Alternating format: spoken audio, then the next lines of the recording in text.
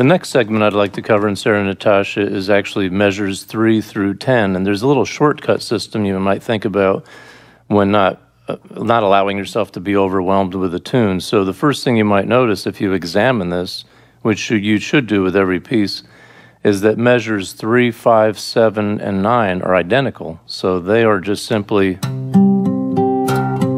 then where you have this bar 10, you want to try and when you're strumming, as you can see, there's nothing played on strings 2 and 1. So it's a strumming trick where you're trying to target as best you can, but avoid the second and first strings. So you want to practice that rhythmic targeting, and everybody has a different way of strumming. I use my index, middle, and ring, and I strum down as a little group. And I use my third finger to come down on my third string, fret 12. And then that just kind of pulls off and lifts. So you have,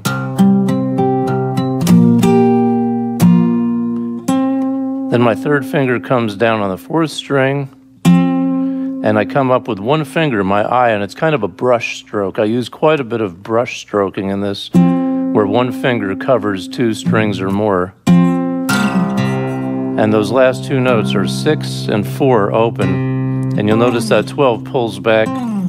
And even though it says 0, what I do is I equate this like a disappearing glissando, where if you imagine an airplane taking off on a runway, it just drifts off. And that's what happens with your left hand. So that measure 3, 5, 7, and 9 are like this. And you'll notice that's actually the very beginning of the whole piece. Then you have the brush. Okay, now in measure 4, that's just that bar move down. And then the second half of measure 4, your index finger, you have a 2 to 3 on string 3 from measure 2 to 3. So and your third finger is on string 4, fret 5.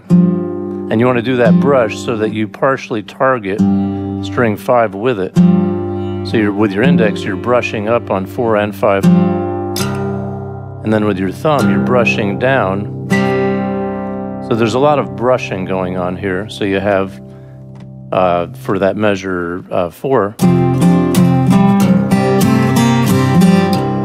like that.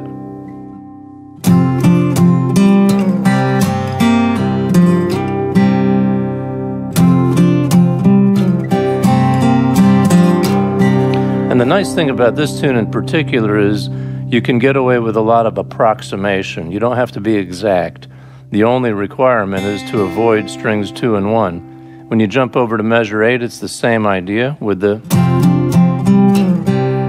but then, I'm sorry, in measure 6 rather, you have the same thing. Then your third finger,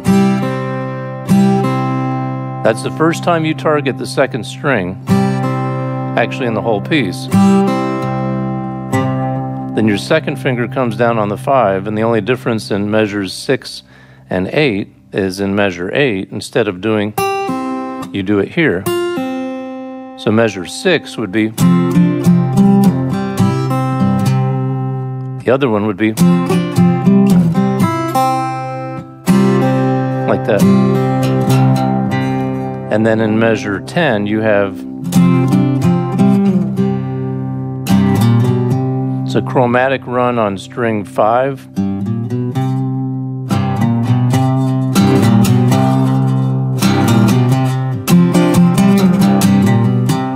And like I said, even though I indicated certain fingers, as long as you approximate and get those moves in there, the rhythmic content is really what lets the tune ride along.